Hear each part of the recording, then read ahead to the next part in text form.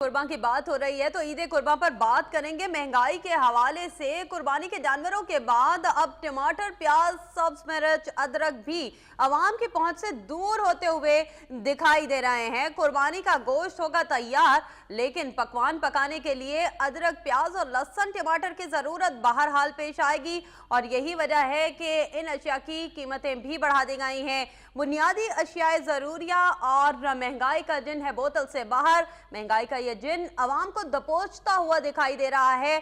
खुसूसन ख़वातीने खाना का ये कहना है कि महंगाई का जिन ये बाहर आ चुका है, लेकिन कुर्बानी के जानवरों का गोश्त पकाने के लिए मुश्किलात का सामना करना पड़ेगा।